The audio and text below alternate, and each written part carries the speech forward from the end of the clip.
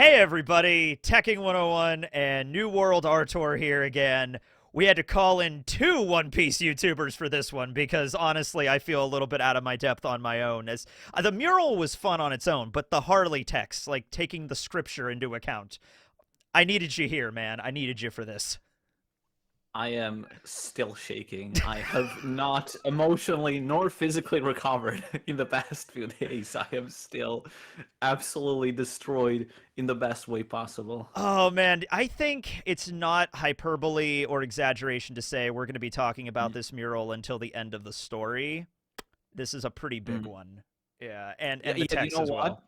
What? The best part, I feel like this is just the beginning. We're gonna get more stuff like See, this over time. that's what scares me because there was no Yes. break after this chapter. Yeah. That's Part. that makes me think Oda is like, no, no, chapter 1139 has to be out with 1138. There cannot be a break in between. I'm like, oh No, no. I feel like 1139 will just never live up. Like 1139 could show him his face, and it's gonna be a garbage chapter, just because, like, by comparison. You know, One Piece chapters are good when you can remember the exact number. So like Yes. 1044 when Luffy shows up in Gear Yeah. 5th. It's like 500 when we see Rayleigh. It's like those ones, Well, I 598, which is the time skip. Yeah. I do this with a bit of an unhealthy amount of trying to remember One Piece chapter names, especially for numbers, just for editing. But like, when like a number is just like instant, right? It's Yep. like, oh yeah, chapter 576. Oh yeah, chapter 576. See, I Yeah. can Yeah. remember like okay, 576. That would be that is that when Ace or Whitebeard died? Yeah, when Whitebeard died, That's the when whole Whitebeard died. speech of Okay. the One Piece is real, See, yeah. I know that I don't know exactly what happened there, but I can tell you the Yeah. general ballpark is where I'm at. Yeah. I'd like to just ask one thing, sort of as a way to introduce All this. right. How did you feel when you read the chapter? Like, detail the experience of reading this chapter, because Okay, I'm so full curious. disclosure, I read spoilers before I read the actual chapter. Okay, Right. I've been doing that for years just because that's how it's like, hey, I have to talk about this. I kind of want to know what I'm getting into. But I did not Mm. see the images. I did not see of like what the Right. mural was. So, they tried the best they could in the spoilers to like describe that and also describe the very rough translations of the Harley text. But when I woke up and I read the actual chapter, it was the first thing I did when I woke up. It blew me away in a sense that like I was shaking. Like, oh my god, I saw that last part and I was like, okay, I knew that the mural was there and I knew there was going to be a lot of stuff involved. I didn't think it was going to be that much. I did a video where I counted through everything and I got like 40 something elements to like discuss in that thing, and I'm like, Oda really pulled no punches there. He went full on with it. And it's like I immediately had to draw the thing and then throw it up, and then I'm just like, I gotta get to talking about it. So that was my first reaction upon reading it. What about you? So in my case, like, I don't read the spoilers, but what I do, which I've mentioned before, is I read the Japanese RAWs Right. that usually come after a bit of the spoilers, because I like to still enjoy the chapters sort of in their raw format, Mm-hmm. like kind of like as Oda intended. But because I read Japanese, I don't have to wait for scans or phonetic translation and stuff. So I was waiting for the RAWs, and like across those first few days of the week when the first spoilers were coming out, I have like several people who just message me. It's like, Artur, get away from Twitter now. Like, someone even told me like this might be like one of like the most important chapters in One Piece. And like usually people say that it's like, oh my god, this is the biggest chapter ever. And it's just, Chopper does a thing or whatever. It's Yeah, just they say like, that about everything. This is the no, biggest yeah, chapter ever. Road is the sun god. It's yeah, yeah, like, okay, yeah, I mean, yeah. like, yeah, but Yeah. Yeah, and then but like the someone told me like, no, like actually, right? yeah, I no. started getting nervous, and I remember just feeling like shaking, this sensation. And usually what I like to do when reading a chapter, I like to read them outside. Like, I like to go to like a nice park and just like open up my phone and read it there. To me, like, that's just a more pleasant experience than just sitting on my laptop at home. And so like this thing kind of like came out, I think like the Ross came out at something like 6 a.m. or Hmm. whatever. I was like staying super late, and I was like, fuck. Now I'm not gonna be able to sleep. No, Dude, no. And I, it was I like, ugh. you bring up an interesting point, and I want to recommend that to everybody. Read One Piece Hmm. chapters in parks, okay? Because I've done that Yeah. before too. There is it's a cemetery, but it's a huge cemetery that's on a hill, and Mm. you can go all the way up on this hill, and there's this nice little area that's like cherry blossom trees, and I'm sitting there, and it was the chapter where Sabo returns to the Revolutionary Army HQ, and he's telling Ivankov and Dragon about everything, about Emu and everything. Yeah. And I'm reading that chapter under a cherry blossom tree next to a big like monument in a cemetery. Like the sun is like, it was springtime, I remember. It's such a nice experience to do that. I usually like to find like different unique places if I can to sort of read it, because like then it just kind of gives each chapter kind of like its own Yeah. special memory in a sense. Yeah. Yeah. And for me, yeah, like what's the type of thing, like I tried to sleep that night, I just could not. I slept like 2-3 hours. I was like, screw it, I'm just getting up like at the dawn. I'm going out somewhere to read it, and I just like I was going like somewhere like to a park, and I said, you know what? I'm gonna go to a printing shop, ask them to print out all the pages, just so I can like explain more. And I saw like the mural from like the corner of my eye, and I was like, oh my god, oh my, You know, I mentioned this, and I'm like, this is an amazing double page spread, and I'm like, dude, the One Piece is finally revealed. Oda's gonna have to basically like the entire like pages of the chapter are gonna have to be taken out and folded in a way to make it like an 18-page spread, because that's the only way that you could possibly show that. Dude, that's actually, you got me thinking though. We got to start thinking about when the chapter where the One Piece is revealed. You got to figure out a special way to read that. You can't just read that in your house or something. You got to go somewhere special for that shit. I would love to do it like an event with a bunch of people. Oh my god! Ahead of time. Yeah, because that's kind of what we did with Nakama Fest. Yeah, we even kind of like repeated that recently for like a small local event we did for like the Shamrock chapter. And we were kind of mad because it's like, damn, if it was like a week away, it could have been the Harley chapter. Yeah, it could have been the Harley chapter, but still, I mean, Shamrock. I mean, yeah. Reading with other people is like the most fun, but that's like so hard to schedule specifically, you know. It is hard. Like yes, everybody has schedules and all that stuff, but it is crazy though, because like even in this chapter, some really insane stuff happens with Shamrock, and we learn about like the Cerberus zone, and all that stuff is like. If this didn't happen at the end of the chapter, that would be the main focus everybody's freaking out about. But this completely overshadows it. We're not going to be really talking about that today at all. I already made some stuff about that. But like, so when I was going through this page, like literally, like this is just like, it's like the thing, like the more you look at it, it's like, oh my god, there's this. Oh wait, there's this. Oh my god. Yeah, it's more like the thing. I didn't even like go to the left side of the page, like the second page, for like 10-15 minutes, because I was just stuck on the first world. I'm glad I like, because when I was actually like drawing it on the poster board, I noticed things as I was like taking extreme detail in it. Like, oh, there's a Tontada in there. I didn't even see that thing at the beginning of when I first read it. You know what I mean? So yeah. Oh, anyway, so let's start with let's start basic.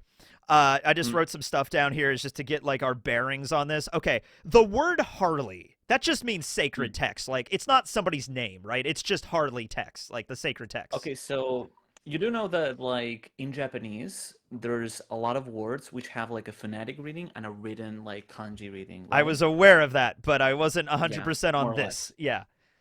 Yeah, so the Harley has the phonetic is Hari, which is like Harley, right, as a word. Whereas the kanji is like sacred text. Even Yarl kind of mentions that, you know, because it refers to an old language, we don't know even exactly what it really means, both the contents of the book and even the word Harley itself. So it is kind of specifically like a miss. But I do want to think that maybe someday like Oda's going to introduce some character called Harley. Yeah, so it could be a character's name, like totally. Yeah, that's what I assumed. Going along with that, and this is something I erroneously stated, I don't think this is the case now that I actually get, like now that we saw Saul pull out the book and everything. I assumed, like, the Giants were talking about the Harley texts as they were unreadable, and that's where the confusion was coming from. It's not like they're written in poneglyph script or something. Like, they didn't need Robin to read them. You could just read it whatever. It's just, it's contradictory with the different... it's contradictory in terms of... You know, the sun god. That's where all the confusion comes from. But anybody can pick it up. I think the translation like term, like as in like it's from an old language, so no one knows exactly what it means. I don't think maybe it was referring so much to the script, but specifically the word Harley. Okay, that makes more sense. Yeah, because as I was like reviewing it and looking through it, people are like, you know, why are you saying it's hard? No one can read it. Like anybody could read it. It's just it's kind of contradictory at times. That's the reason where the confusion comes from. Which, by the way, can I just say very quickly? Go ahead. That's another in-story mention that other languages did originally exist in the world of One Piece. Yep. Which we talked about. yeah. And we talked about that last time in our last collab Yeah. we did, because there's that, what's it called? Like the official government language that Yeah. they, yeah, there Yeah, you go. yeah, Hmm. officialese, if you will. Yes. So let's dive in. I have the translations you sent me. Thank you Mm. for that, by the way. No I worries, no worries. yeah, wanted to have that up here definitely. So I don't know if you can see it right now, but I Yeah. have the translation in Japanese and then like the first world, and I guess we could just go through Mm. this. So first of all, the mural. You think the mural is Yeah. divided into 1, 2, and 3? It's all 3 Yeah. worlds in the same. Okay. Okay. So there's been a lot of debate on this, on exactly what side of the mural sort of depicts each world. Mm-hmm. And, personally, like I said, I like to think that it follows the panel structure. Oda puts the book over every world specifically, and it shows all 3 parts because it clearly is essentially a kid's redrawing of the Harley because every part sort of matches. But, I've seen some ambiguity. I think personally, at least from what is provided here, if there is one thing that is very clear to me, is that on the right side, Mm-hmm. it's the first and second world. Yeah. To me, So the ambiguity. Sorry, yes, just to I say, to me, agree. I agree, but yeah. I'm seeing this and I'm looking at like the city and I'm thinking, oh, that's clearly the ancient kingdom. That was my Mm, immediate thought there. mm, I see, but then I see the moon, which is like relevant, and the moon was like colonized and all that mm. stuff. But that Before the clearly Void Century. happened long before the Void Yeah. Century was going on, right? So, and then some people brought up, well, the third world isn't included because it's going to happen later, but there might be some similarities between the second and third world as we see that battle on the left. Like that Mm, sun god could be Joy Boy, but also represents Luffy. yeah. Emmett represents Emmett, but also could represent like Frankie now or something like that. I You know what I think, mean? at least to me, the point of ambiguity would be the left of the Okay. mural, whether that's the second world or it represents the third world of the future. I think it represents the third world of the future, and we can go into that later. But I do think this is the point where I think there is an there's like a valid argument for both sides. Mm-hmm. It's just I've seen other people see that the entirety of the right side mural is just the first world, or even the whole mural is just the second world, and I don't agree with that because there's elements from the first world on the extreme right, and there's elements from the second world in the middle, such as like the flattening of the world and the attacks by Uranus and all that stuff. Right. I am willing to accept kind of any angle with this. It's just my first Yeah. indication upon looking at it was it wasn't Yeah, all yeah. 3. Yeah. But And even for me, if we assume it's multiple worlds as well, it's kind of hard as well to know exactly where the separation is where the because it is bleed just kind of stops, all like mixed. where Yeah, does it go, where does especially on it the right end, side. kind of Yeah, thing. yeah. Yeah. Yeah, so oh my god, there's so many things with this to even. Okay, so let's start with the first world. Yeah. Upon the earth there was flame. Yeah. Let's just start with that. Okay. Yeah. So I immediately thought, my first instinct with that is, okay, this is like early earth, like lava and magma and stuff, everything hot. Other interpretations were like, no, that's the mother flame, kind of like powers everything as like an Yeah. energy source. Yeah, so oh my god, it's kind of crazy that I literally just remember the line by heart now because I've seen it so many Yeah, no, times like I said, in everybody's gonna have to Japanese. remember this mural and every single word in this Yeah. text after a while. Yeah. Yeah. So the first one is chi ni hono ari, which is upon the earth, or even like within the earth. I kind of like more as So well. like the There core, is flame. like Not necessarily. I think that like because the particle ni just means in, but this can mean like on the surface. right. It can just mean within it, or it could also mean inside of it. And some people have pointed out that the elevator that we see on the right side of the drawing seems to go even beyond like the earth level. Yeah, it goes all the way down Deep into the down. Exactly. flames, which is So like maybe, yeah. So maybe it was hell mined, or like, the under the yeah, earth, like mining an energy resource, right? yeah, yeah. So like it could either be just like they just found it on the earth, or they found it in sort of like the depths of the earth. So again, that's something that I think both possibilities are possible here. By the way, I And love the yeah, idea, and I've heard this, that it. So you mentioned before when we first did a collab that the One Piece world is basically a post-apocalyptic world. It would be yeah, great if it was our world, and then there was post. an apocalypse, and then it built up again, and then there was another apocalypse. So there's like 2 Yeah. apocalypses separating The our version post to apocalypse. the One Piece world. That would be good. I feel like this straight up, and like I feel fairly convinced of this. This is basically confirming the One Piece world was our world.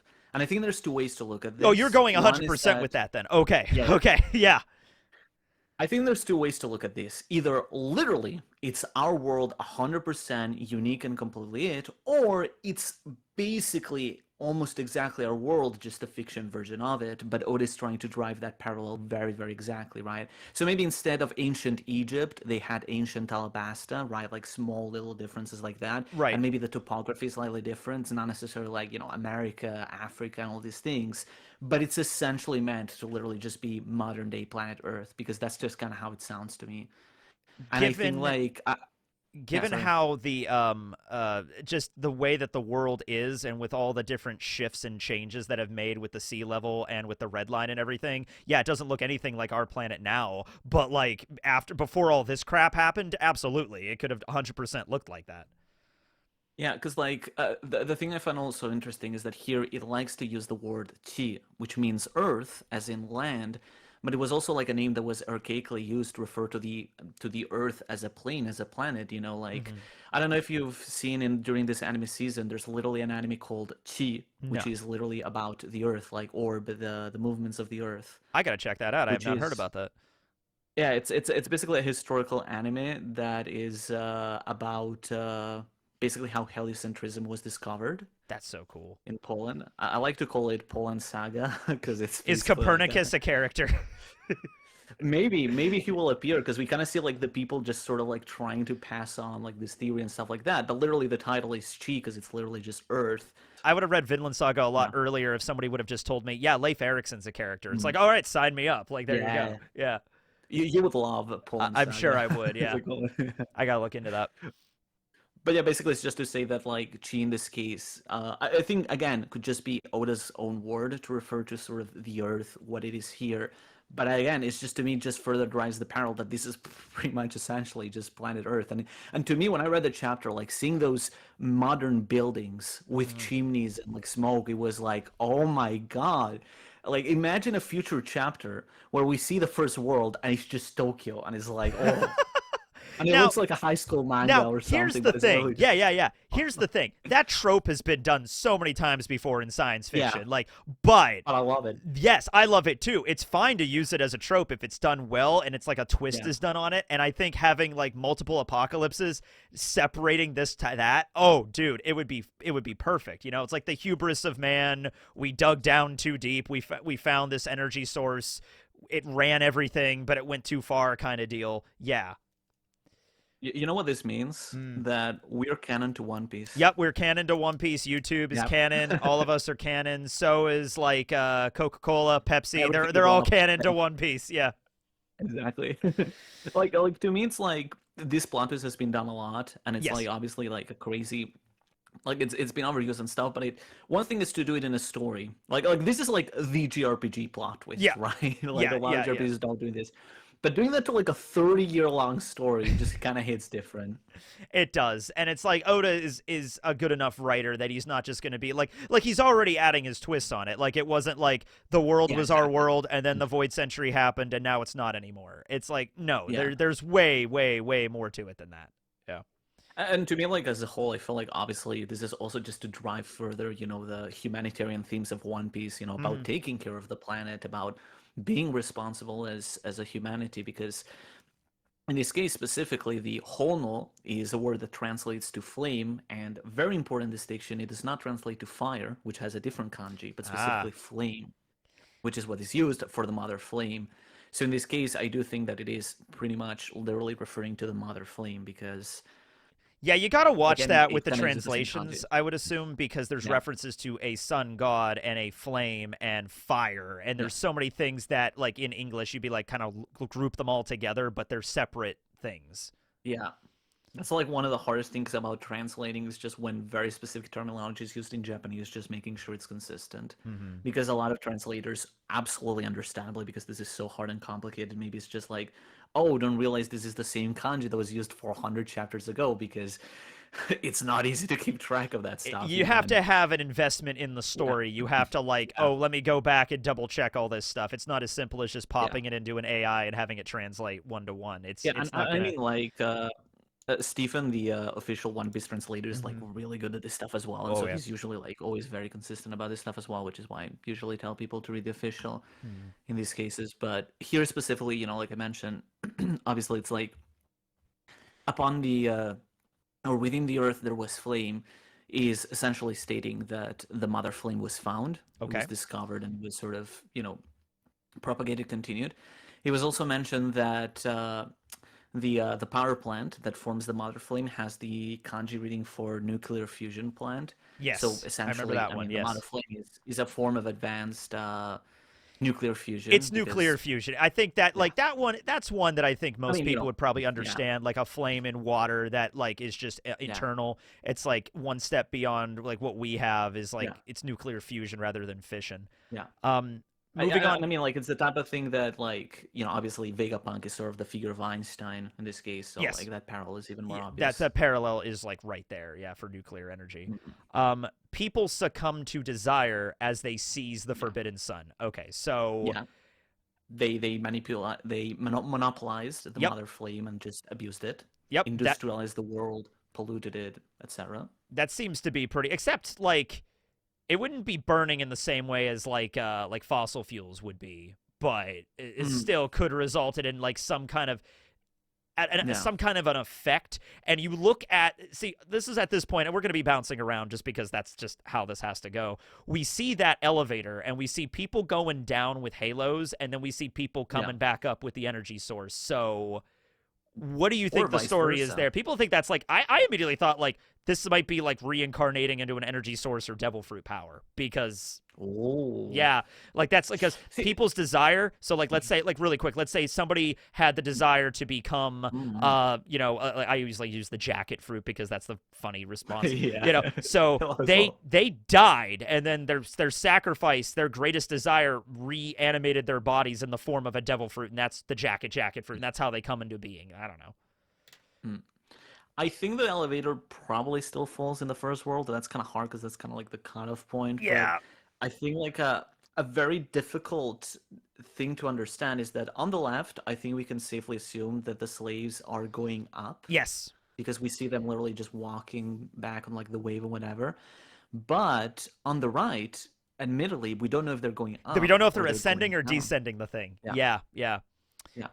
Can Um. I mention, Yeah. not to be nitpicky, No. sorry, Go ahead. but I I think messed up, a didn't I? detail that you yeah, a detail Of that you course messed I up did. is that sorry, sorry, on the lowest of the guys on the elevator with a halo, the lowest one does not have a halo in the original drawing. Interesting. It's only Okay. those above them. Yeah. So to me, like, maybe this is a bit abstract. What I did think originally, though, I like your idea as well, that maybe they're descending, is that they're also sanding, just like on two different sides. And like basically the halo appears on them as they go up, which is like sort of like attaining sainthood. And the other ones are like, instead of saying goodbye, they're like welcome, and they kind of join them on this like superior sacred land, which that I think is essentially the red line. Okay. Yeah. I can see that as the red line. There was another one, like my first reaction to this, because the devil fruit thing came a little bit later when I was like Hmm. looking into like what other people were like Yeah, thinking about yeah. the mural.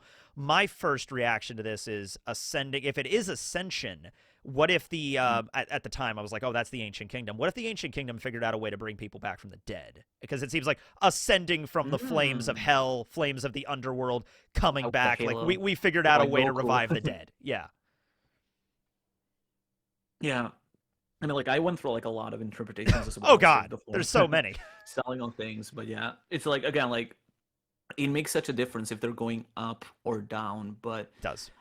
to me, I'm thinking they're both going up or something. I don't know, like especially because it makes more sense that they gain a halo rather than it disappears as they go down. I guess that Maybe. makes sense. Yeah, if there's the one Yeah. on the bottom that did not have a halo, which I missed, then yeah, it would make more sense ascending that way. Also, random thing, what's with these two individuals on this boat looking thing Yeah. in the city itself? Like, cause it's honestly hard to see in the Yeah. actual mural, but like it's I connected to have an this idea. gear and they're like working on it. Mm. Yeah. I have an idea for this. I think that like, as we established, I think the superior like land, I think is the red line. Okay. And I think it's showing the creation of the red line because later we also get, like, as I'm sure a lot of people maybe have already talked about, the serpent. That Yes. that I took the is kind of it's the serpent. Jormungandr I took essentially. Jormungandr the serpent to refer to Yeah, the creation of the Red Line, not a literal serpent. And yeah, the Giants mentioned this back at Little Garden, like the only thing yeah. we cannot break Chapter is the Grace 129. Yeah, yeah, blood-stained serpent. The Red yeah, Line was created during the First World. The Grand Line maybe during the yeah. Second. Okay. Because All we know right. the Lunaria lived atop the red line Yes. prior to the Void Center, like during Yes. the Void Center before Yes. everything was done. So it's kind of always something that's like, okay, so when was the red line created? That was something I was very curious about. And we finally are getting info about This it. is finally, it's Sorry. like it's all clicking together because you can't, Yeah. not everything accounts for just the Void Century. The Void Century cannot just Yeah. be where everything went wacky, but the First World at the very end, they will not be able to meet again. The Red Line divide the world in half. Then Void Century Grand Line divided it in half again. There you go. So Yeah. that one, that's a fun way of interpreting it. I love that. I'm out. I'm getting excited again. Oh yeah. Sorry. Okay. Okay. Moving on I then. think kind of, and I think that the buildings sort of show kind of like the industrialization that came with it, and I think it could be one and the same. Like maybe Yes. derailing was part of some sort of industrial complex. I mean, I'm just saying in Saudi Arabia they are trying to make a line right now, so it's not that unrealistic. All No, things I mean, like, considered. and what happens? I mean, like, if in the First World things were like contemporary, like Tokyo or whatever, then by the time the Second World rolls around, the Ancient Kingdom is kind of just like the last bastion of what that First World was. And then that leads to like Joy Boy is born in that kingdom and everything, and then that leads into the war with the Allied forces and everything with the world And government. like the thing that you mentioned about the boat Yes, is yes. that I like to think that the boat, to me, it gives the impression that they are building the city because we see their arms forward Okay, in the original yes, mural, just kind of yes. like kind of They're, helping build it. it's like they're And I'm working on the thinking, gears. Yeah. yeah, and I think it's literally like a plane because it's a flying boat. But the people of the Void Century wouldn't understand what a plane is, so they literally just drew like a boat Oh, floating in that's an the air. interesting. Like the idea is like, okay, they don't understand what half the things mean, so Yeah, they're just like, oh, we're just gonna like. But then again, there's an arc up here. yeah. Maybe they're like a flying arc, and they could like, oh, that's what that But looks like. that's Yeah, still a flying ship. that's That's that still a flying flying ship. ship, It is a not flying ship. not an Yeah. airplane. Exactly. Which, by Maybe the it could be way, more technologically advanced, but Enel it's definitely yeah, found that like on the wall or yeah, something yeah. in the Golden City and We'll get was to that. like, We'll get to that. I want to build that. Yeah, okay. The slaves wished and prayed. The sun god Yeah, appeared. All right. So this is obviously pretty the simple. origin of the sun god being the savior of the Yeah, slaves and the sign of hope and everything. That's where that comes yeah, from the primordial, yeah. from the First World. Yeah. There is one thing we can establish about this Nika, and it Hmm. was that it wasn't a fruit user because seemingly the Dalfords did appear in the second world, Yeah, this is the as it's god. mentioned This is the afterwards. god. Yeah, Okay, yeah. There's an actual and god I, and he shows up here. Yeah. and I think fundamentally there's like one of two options. Either Nika was legitimately a person that helped inspire people, Okay. or I am still sticking to the idea that Nika potentially was never real to begin with. Because we've had several characters mention, like Kumar Saturn, that Nika never existed. Nika never was real. They could be wrong, absolutely. But I still like the idea that Nika was a cartoon character, which is why the Delphord kind of works that way. And I like to think the idea that this Nika that originally appeared, it's sort of mystified in this tale, but it literally just tells the story of this story, maybe even a laugh tale that originally appeared, starring this figure of Nika that brought hope to the slaves in much the same way. Fundamentally, that would be One Piece, unlike Yep. Luffy for us, but for those people. So I Absolutely. think that's still a possibility there, and I still like to kind of stick to that idea with this. Yeah, I'm But again, always we don't know. like hesitant to go. I mean, like I want it because it's so cool. Like the idea that there's a Mm, pantheon of gods in One Piece and they're getting involved and everything like that. I guess the idea if he could have just been a person that might have attained like a demigod status as not true. well, that could definitely have I been mean, the it case. could also be like a person, and then a story was written on that person. Oh, well, that's definitely He was kind of the model, comparable yeah. to our world because how many times like this is Yeah, a great example I'd love to give. Like imagine if back mm, in the day, like 3,000 to 4,000 years ago, there was just like a really good warrior. He was just really good at like killing enemy yeah. soldiers or whatever. Give that Well, we've kind of guy done that, yeah. yeah, give it like 100 years. That guy might turn into like a demigod. Give it another 500 years. That guy might be the war god. Like oh, we pray to war god. He was a really great warrior. He was just a really like normal human like 500 years prior. But stories go insane out of just like what humans could cook. I mean, it's the type of thing like obviously I don't want to like put in a disrespectful way or not, but it's kind of how, a lot of people have argued whether Jesus, Yes. was just a normal person. Historical Jesus people kind versus of review that biblical way. Jesus. Yes, Exactly. these discussions Or exist. Yes. was he legitimately brought by God? We don't know. That's a complicated discussion. It is but a I very think it just complicated kinda, discussion. Yes. yeah. But I think it just like it's sort of to indicate that like even here maybe it could be a thing where in history there's these interpretations where some people think that it was someone sent from the heavens and maybe he really was or maybe he wasn't. It's like we don't know for sure. It's just the only thing we can rule out is the Delphi, pretty much. Yeah, I personally believe just in that yeah, the story of Jesus, that there is a kernel core of that there was a person that inspired those stories. Yeah. Yeah. There's a lot of accounts that like there was a person like that who existed. It's more obviously details and everything. Yeah, but which, that's down to everyone's beliefs. Of course, that's just how everyone wants to interpret that story on their own, and there's very many denominations of Christianity for that reason. Can I say one thing? Go ahead. Really quickly. Yeah, of course. Just go ahead. I love, even specifically here as well, I love that Oda continues the themes of showing all the horrible things that religion can do, but also showing how religion can help people. Yep. And for some people, it can also be a good point of hope and spirituality, and I love that he is able to show both sides of that. I think Oda's really good at that, and it harkens back to Vegapunk's message when he's talking about like the events of the Void Century there, and he's like, it's not going to be as simple as just good side, evil side. This is so much more complicated than that. Like everything in One Piece. Yeah, just like everything in the One Piece world. Like, it would be boring if it was like there was the evil world government that wanted to take over the world, and then Joy Boy was the good person, and then that's all it was. It's like, no. Like, there's going to be more complications to that. So the Earth God grew furious, and along with the Hellflame Serpent, it enveloped the world in death and darkness. That doesn't sound very happy. That's not good. A lot of people probably died there. Yeah. Yeah.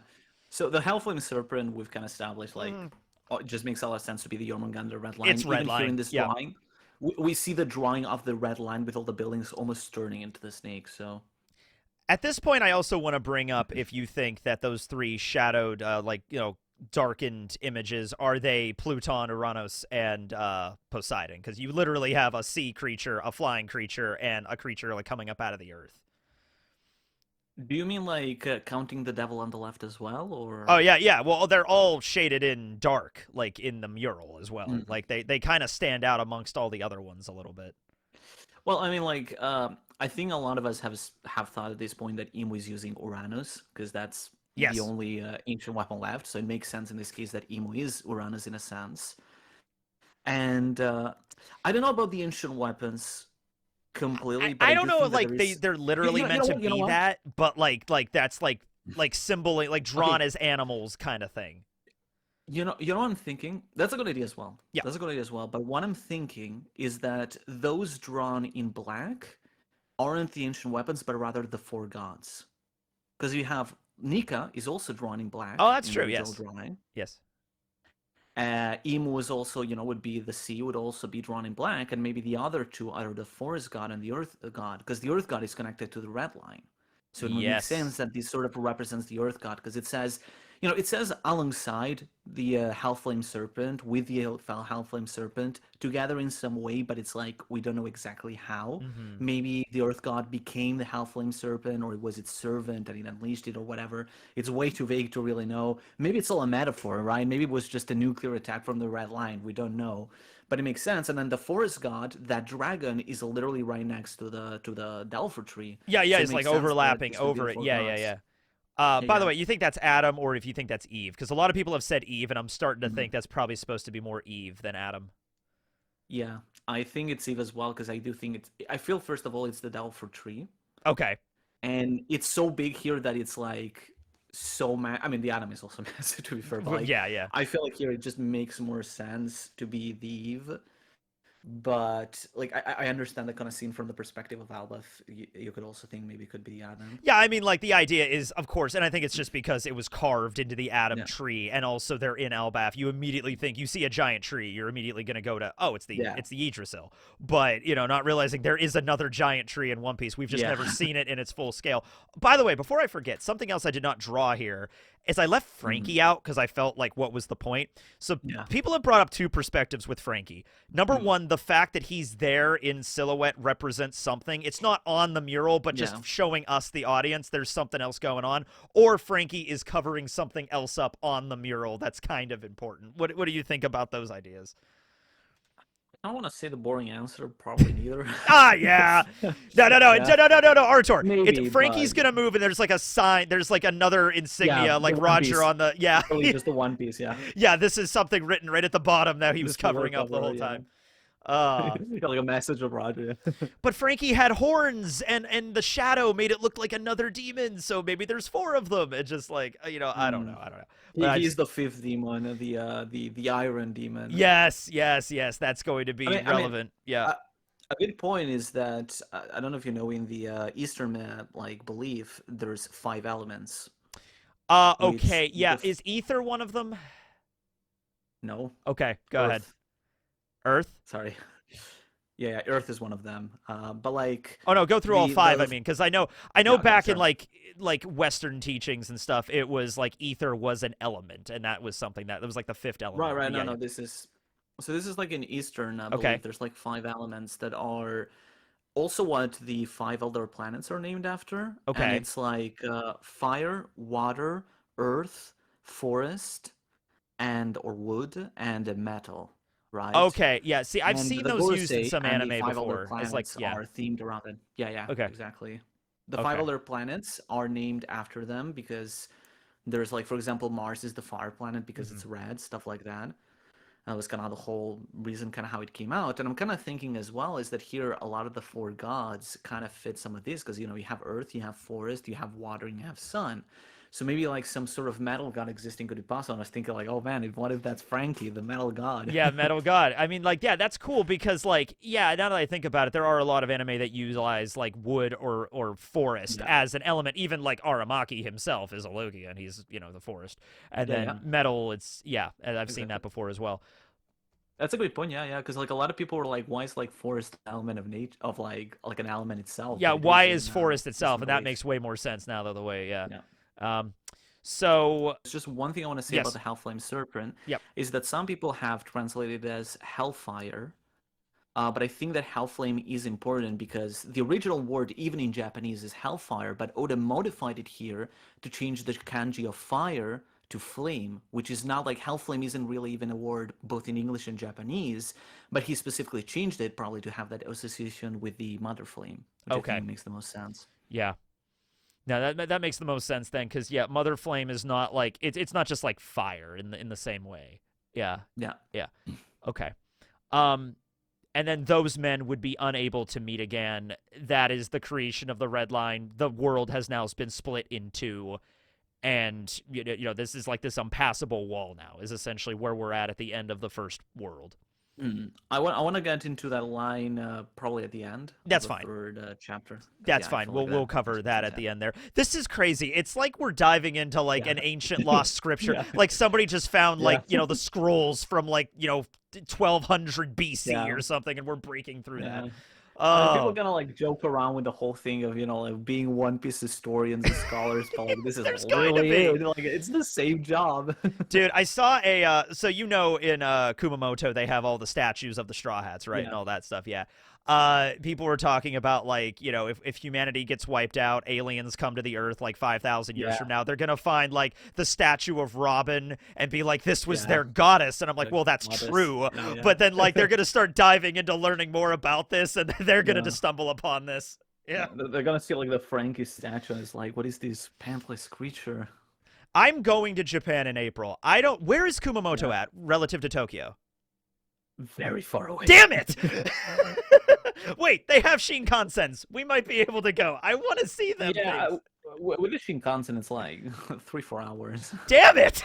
She's like, well, maybe I could do this. I don't know.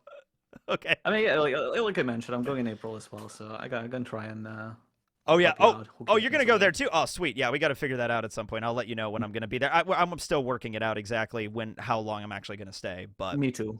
So yeah. It's like my friend contacted me yesterday. I haven't talked to them in a while about it, and they're like, "You still want to go?" Because I do. It's like, "Oh yeah."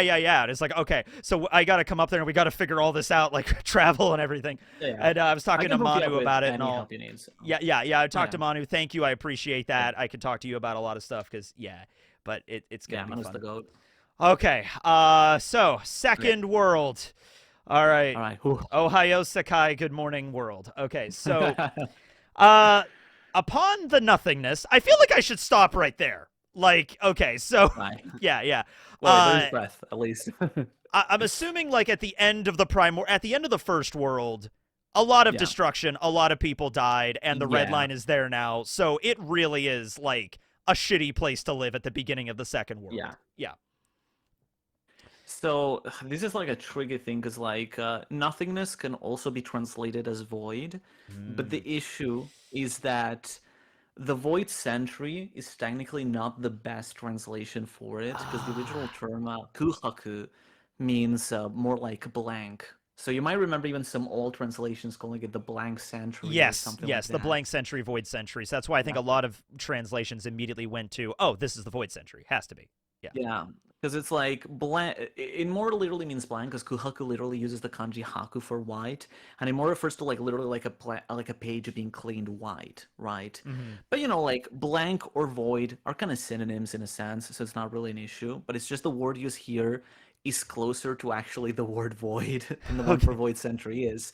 But it is different, so kind of to distinguish it here, I used nothingness, which is also essentially a synonym, Context. Yeah. and it's also even more literal in this case because like it void is the nothingness, it's nothing being there, and that's what it's referring to rather than the void century, I Since you feel. know so much more about the One Piece calendar system than I do, Mm, and obviously the Void Century was 800 to 900 years from the present, which yeah, if the present is somewhere around, what's the current year in One Piece? 1521 or something? 24. 1524. So the Void Century would Yeah. be somewhere around the 600 700 areas. It literally is 600 to 700 because it's a Perfect. century. 600. Oh yeah, that's right. Because okay, so 600 to Yeah. 700. So what time period do you think we're in at the beginning of the second world at like this moment, if it's even possible to even like guess that, you know? That has been one of my biggest questions because I'm Yes. very interested in being Yes. able to catalog that because that's important for me having like a proper reference. And something that I feel makes a lot of sense is that it was the year zero. Okay. And the year zero was literally like the birth of Nika or even the destruction of the world, right? It was just that pure core important moment. And that was kind of why the Kain Reki, this circle calendar, sort of started after that point, because it's like, well, let's kind of start from zero in a sense. And I think it would make sense as well because I think it's been strongly implied that the ancient weapons at this point were created during the First Okay. World. Yep. Because even in the Void Century, there were ancient weapons. They already knew in the Void Century that the weapons reappear every like 700 or 800 years, like, that period of time. Hmm. And the time matches between the year zero to the end of the Void Century, where the real conflict happened, was around 700 years. And from the Void Century to the present was 800 years, which, like, it's a century, but it's a similar span of time. Yes. And the weapons also could have like first appeared before the year zero, right? So that Hmm. could have also been 800 years. So maybe it's literally this cycle of 800 years when the weapons always reappear, and it makes sense that's the distance from the Void Century to the present, but also the Void Century from the First World. It would make sense that they're a constant element through all three worlds. Yeah, Like they're the connecting thread that like ties it yeah, all in. Also, for those of you at home that might not realize, because it's so there's the two main calendar systems are the Sea Circle and then the yeah, Tenreki, the Age of Heaven. It's so yeah. easy to look The at that. Heaven calendar Yeah, the or Heaven Celestial calendar. calendar, It's so Celestial. it's so easy to look at that and just assume that like, oh, the Void Century happened and then they switched calendars. No, the Void Century was still during the Sea Circle calendar, correct? Like the way that worked. Like it had to Yeah, have been. Yes. yeah, Because the yeah. Sea Circle calendar It is. started out for Yeah, 1500 600 years to ago. 700. Yeah, Yeah, yeah. yeah. So there had to have been like another event before that in order to have that separate calendar system. Okay. A fascinating, Go a ahead. fascinating thing about the word of like what you call the Age of Heaven or the Yes. Heaven calendar Yeah, is that celestial that heaven. word, Yeah. yeah, Ten specifically means heaven, but it means celestial. Like it's used in a lot of words. Like there's a lot of synonyms for it, but in Japanese it's the same word that, for example, is used for Tenryubito, Yep. the celestial dragons. It's the same word that's used for the third world of the of Elbaph, Okay. Oh, the top the the top top of of the the tree, for tree. Yeah, example. yeah, top of the Yeah, tree. yeah, yeah. And the it's also what the word that is used in Japanese for the word for Uranus, which to Okay. me kind of connects Uranus with the celestial dragons or whatever, but it's kind of sort of really complicating it. But I feel like in that sense, the sea circle calendar is the sea, the heaven calendar or the celestial calendar is this celestial thing, and that's already kind of ties with two ancient weapons, right? Because there's the Yep. seeking planet, which is Poseidon, or Neptune as it's called in English, and then there's also Uranus, which is like the sky king planet. And I kind of wonder if like the calendars maybe were also in some way named after the weapons, or if there's some other significance to all of So that. was But there another sorry, calendar I'm before that one that was yeah, like the the Pluton Age of Earth or yeah Hell kind the of? Earth Yeah, calendar exactly, or the the Earth underworld calendar. Yeah, calendar. Yeah, that's awesome.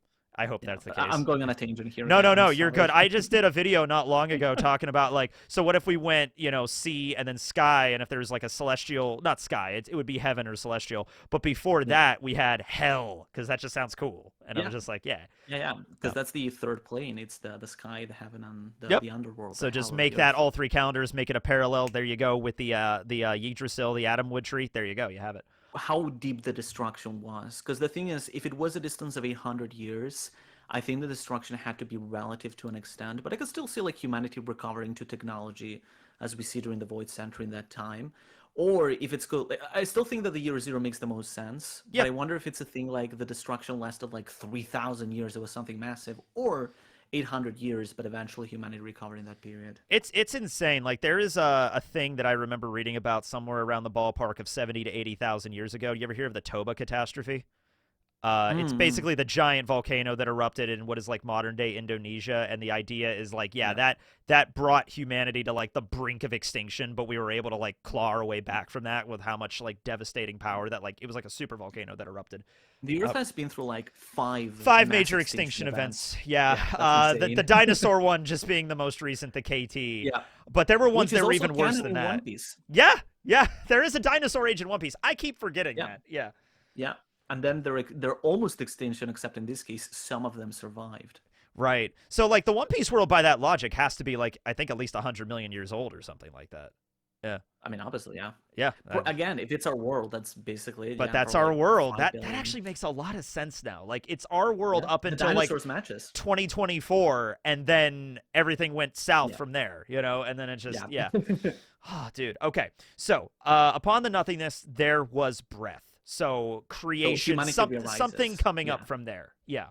yeah. I think it's mostly like humanity rearising, kind of like Yes. Breath of the Wild or whatever. Coming back from the brink of Yeah, extinction, humanity's beginning to pop its head out of yeah, the hole and beginning to rise up again. Now, yeah, this is the part where I need you to explain yeah, this next part here. I'm going to read these two sentences together. We could break that down, or yeah, you could break that down because I have no real yeah. idea. The forest god sent forth devils. The sun only aggravated the fires of war. My brain breaks when I read those, so you go ahead. I mean, I think they are two separate things, Yes. but it kind of ties together. I think the forest gods sent forth devils. I'm gonna be honest. I think it's fairly straightforward. Creation of devil fruits. Oh, just okay. See, I overthink things too much. I'm Hmm. overlooking this. I'm like, there's a forest god or a devil. I know it was mentioned as one of the gods during Shandora, but I was like, Yeah. it's like when, where, you know? Right. Right. I mean, okay. Like, I think like the crazy thing here is not the creation of devil fruits, which is like, okay, they were created at some point, but it's the forest god, because it's like, Yeah. who is Who's the this forest creator of god? The devil fruits? baboon back in Yeah. Geratsu's cover story? Like, Yeah. yeah, Yeah, the forest boss. Yeah, the yeah. forest boss. He's here. Yeah, Goda. There's the thing like, because a lot of us assumed for a long while that Emu is the one that created the Dal fruits. Even Shanks kind of tells the whole myth of like the the sea devil. It is said that the Dal fruits are the incarnations of the sea devil. Mm-hmm. But like, I think it's also still completely possible that Emo is the Sea Devil. He is sort of like the mother, or like sort of the great figure of Devil fruits. just wasn't the one that created the Devil fruits, but rather appropriated the Devil fruits, kind of stole the Oh. technology and manipulated it to become like the big one that kind of controls them. Maybe the forest god created the Devil fruits and that was just a thing, but then maybe Emu kind of took control, took advantage of it, and also made them weak to water because Emu is the sea, and thus like everybody becomes weak to him in a sense, Mm. you know? So I like the thing with emu for a long time. I assumed like emu's mother Mhm. nature and Yeah, hates the devil sea. fruits for that reason, and so you don't see a lot of like the Gorosei might not have mythical zones. It's something different. But then we Mm. have Gunko, who's a god's knight that has the arrow Aronomi, but then again she doesn't have the saint prefix, so it's like what's up with that? And it's I like think yeah. I think that the hating thing, it's also something I've thought a lot about, but I kind of worry whether like it could get like maybe we're conflating it to match and we think that like emu is the opposite of devil fruits, or rather emu hates the fact that others took control of the devil fruits or just simply fed the devil fruits to its enemies to make them weak or spites them in some way, you know, like I think there's many Uh, ways to interpret this. I think it's way more complicated than just like Yeah, Eem is the god that's that for sure. hates devil fruits, and then devil fruits existed, and that's why Emu is so pissed off and has the world Yeah, government. Like I think it's going to be more yeah, nuanced yeah, than that, as to use the term. yeah. So the And sun god then only yeah, aggravated the yeah, fires of war. Oh, if you want to go, you would stay on that or yeah. whatever. No, Yeah. no, no, no. What do you think of this line? Okay, so I immediately went with the idea that all right, we have different interpretations of Nika. What Hmm. if in each era there's a different version of that god that has similar powers, but like maybe a different person that bears those powers? And so one of them was hope and liberation, one of them was more of destruction, and one of them is Luffy right now, more of a trickster, laughter kind of god, right? I even thought about maybe the idea that there's multiple Nika devil fruits, like Luffy might have one of them, but there might be other Yeah, versions. Yeah, Loki. yeah, Yeah. exactly. Loki. Like I joked Mhm. about, like, oh, what if Loki has the Gumu Gumu no Mi? But we're like, no. What if he literally just has another version of the Sun God fruit because there was more than one? Yeah, to me, like it's kind of complex because it's like the problem is that here sun is used for like different things. It means the mother flame very clearly on one hand, but at the same time, it obviously also means the sun god, you know, Yep. like a Nick and all that thing. But at the same time, I also think that, you know, thematically speaking, they are still one and the same because the mother flame still represents human liberation because using it as Vegapunk intended, it can literally, you know, save humanity by Mm-hmm. putting an end to, you know, wars for resources and being a free energy for everybody. It's just a matter that humanity, you know, needs to make sure to, you know, not become too greedy with it. It's the same with nuclear power. Obviously, it can be used for destruction, but it can also be used for like a lot of good as well. It's all just a matter of how it's used. And so in this case, I think that kind of entering that whole duality, we do get on one side, you know, the weapons being used for good or evil, or in this case as well, the modern flame itself, the sun being used for good and evil. And I think this is saying this is a case where the mother flame was rediscovered, but then it was used for evil and it only aggravated the fires of war. And I think in this case, personally, my interpretation, my reading of this is that the mother flame was used, or rather, emo. So, you know, like, okay, like reading this almost chronologically, Yes. Emu become like the devils are sent into the world, you know, the devils. Mm-hmm. Emu sort of becomes one of those devils, or maybe was even one of the original devils that took control, or something like that. Or Narona Emu was a person that almost kind of got possessed by a fruit, or decided to take control of fruit, whatever it is. That Emu seized power of the Mother Flame and started using it on Uranus to attack the world and continue the war. Okay.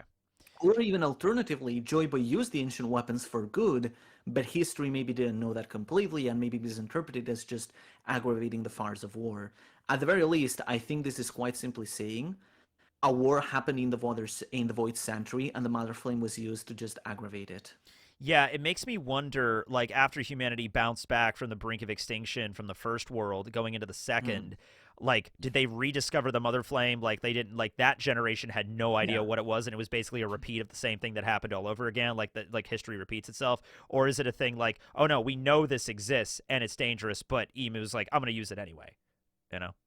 I like to think that it was Yeah. rediscovered. I think that just makes a bit more sense of things considered. And I've said this for like a long while. Like I've had this idea since the start of Egghead that it's that the Lunaria tribe were sort of at the core of it all because it's kind of like I think the Lunaria tribe were the ones who really developed and like rediscovered this technology. because the Lunaria has already been indicated that they sort of genetically augmented themselves. Compared to other angels, they're just biologically superior. They're bigger, their skin is thicker, they have bigger wings that help them fly, and they literally carry a mother flame on their Yeah, they backs. literally light themselves on fire. So that's kind Yeah. of, yeah. So I think that they kind of discovered like the mother flame. They discovered that the bloodline elements, and so augmented themselves that way. Maybe the original, forest god was also like a lunar part of something like this, but they kind of rediscovered this technology.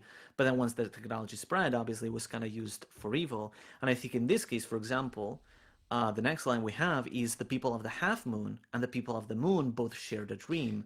The moon, I think, are the lunaria, because obviously Luna Latin. Yep. But the half moon, in this case, I imagine you probably already So noticed. there's two ways I've Yeah. seen this go. Half moon is in a literal half moon in the sky, so the letter D, so will of D. Half moon or broken moon as in crescent moon as in Kozuki clan. Yeah. Yeah. No, but that's the thing. The half broken moon is in the next text, and that's a Okay. separate thing. It's a That's separate thing. word. Okay, so it shows up in both that's ones. correct, yeah. It's just in the same thing, but it's like separate second and third. Okay, yeah. Yeah. So fundamentally, here we have the people of the moon, the people of the half moon, and the people of the crescent moon, or more literally half broken moon. Okay, so there's three interpretations Yeah. of the moon here, and then we have a full moon also on the mural, which is Yeah. So those are fundamentally kind of like I think the Lunaria, the D people, as you said, and later the Kolsky clan in the third verse, which Okay. makes I think also a lot of sense there. The moon in the mural, I think, like we mentioned, is the colonization of the moon. So up in the mural here, going into the second Yeah. world, it's this shape right here I with still- the I still Noah. think yeah, it's kind of in the middle of the first world and second world, but I Yeah. like to think it's more the first world. Okay. But you know what it could be? You know what it could be? What? Half of it is in the first world because it represents the colonization of the moon by the Burka with the Burka city and all that stuff. Whereas the other half in the Void Century, it represents how it became a symbol for the people of the Void Century. Right. Yep. No, like, yeah, you have a literal interpretation and a more of a symbolic one. Speaking of 'Cause the thing symbolics, as well- which I just want to sorry. bring up the Zunisha thing Yeah. because everybody brought up the Oh my Zunisha thing.